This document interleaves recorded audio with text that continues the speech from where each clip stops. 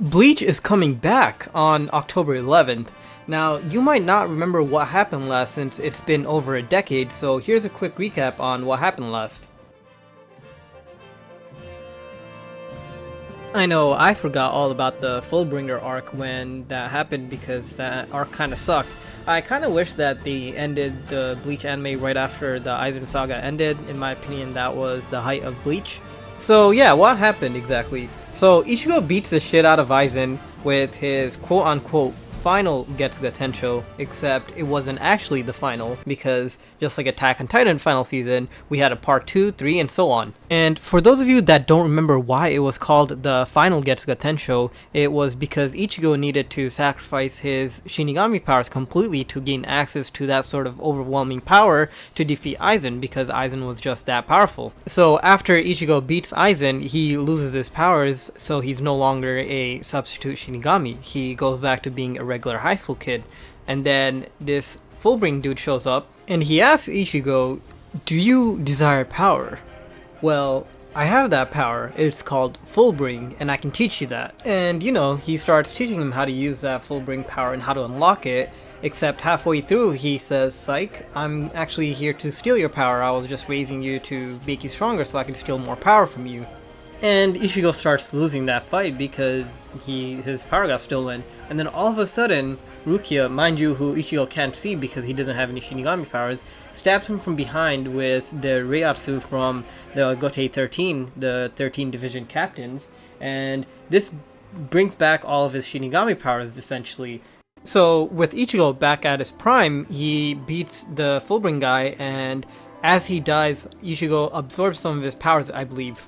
And boom, that's how Ichigo has his old Shinigami powers back, and now a new ability called Fullbring, which is about where the anime ended last. So now I'm going to be talking about what to expect for this next season. It's called the 1,000-Year Blood War arc, and that's because we're going back to a 1,000-year-old fight from the Quincy's versus the Shinigami. Basically, the father of all Quincy's, Yuha Va, or I don't know how to pronounce his name. I'm gonna put it up on the screen, but you know, the way the Japanese was pronounced based off of their characters is Yuha Va, so I'm going to pronounce it that way. So Yuha Va was versing the 1st Division captain of the Gotei 13, Yamamoto Genryusai, about 1,000 years ago, and he kind of got his ass beat, so he was recovering for about 999 years.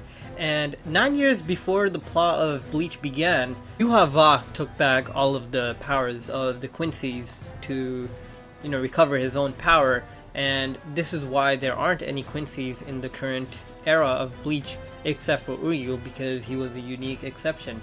So Uryu will also be a very important character next arc because he was one of the only Quincy's to retain his powers even after all of the Quincy powers were recalled, so he's kind of like a noble, pure blood Quincy. Some minor spoilers moving ahead. Hollows start disappearing in Huacamundo, and it's getting trashed by the Quincy's, and you know, these Quincy's just pulled up out of nowhere, and then they declare war on the Shinigamis again. They were thought to be wiped out years ago, but it's because Yuha Va is giving his powers back to the Quincy's, and so there's a resurgence of the Quincy's. And you guys might be thinking, well, the Shinigami are battle-hardened veterans. They've been fighting for over thousands of years now, and these Quincy's are coming back out of nowhere. They haven't fought for years now. And so what sort of threat are they to the Shinigami? Well, this is where some of the concerns come in to a lot of Bleach fans, because a lot of the plot points moving forward for this arc is all based off of convenience. They just pull up out of nowhere and break Bleach immersion because previous plot points are changed.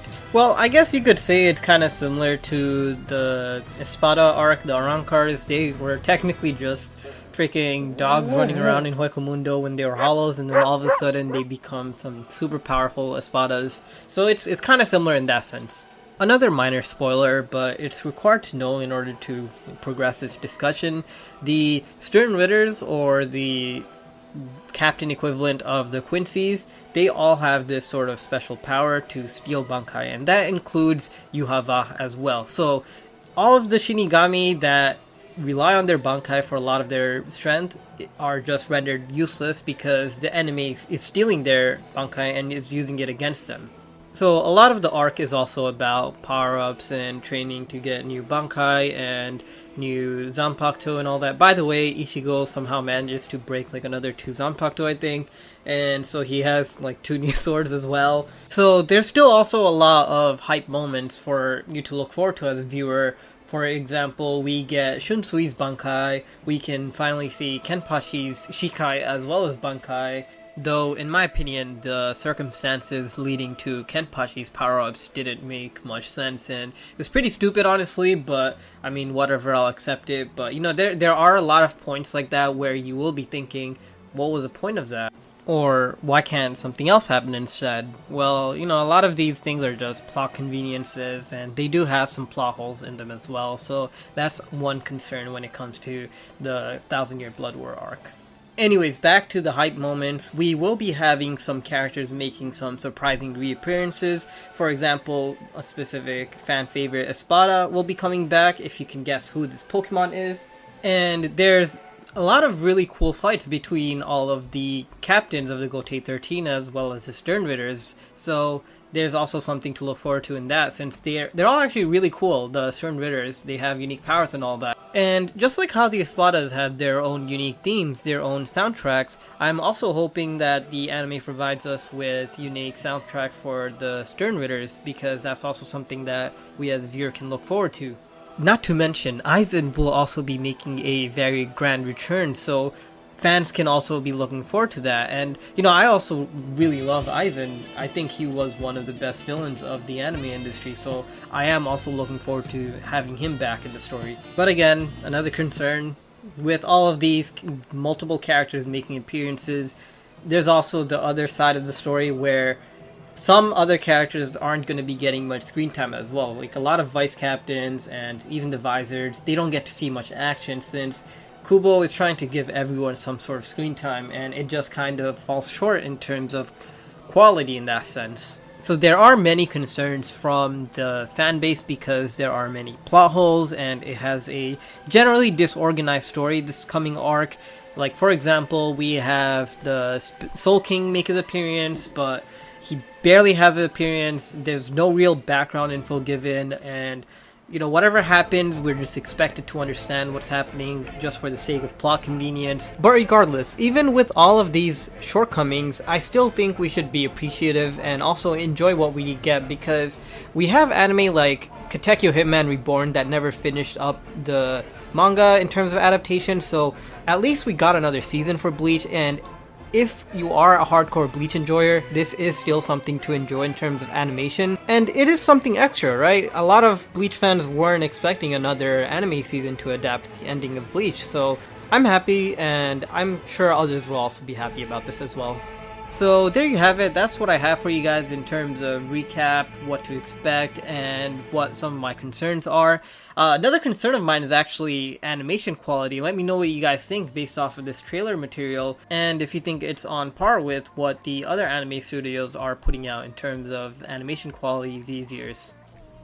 And thank you all for watching this through to the end, and if you could also like, comment, and subscribe, that would be amazing. Alright, peace!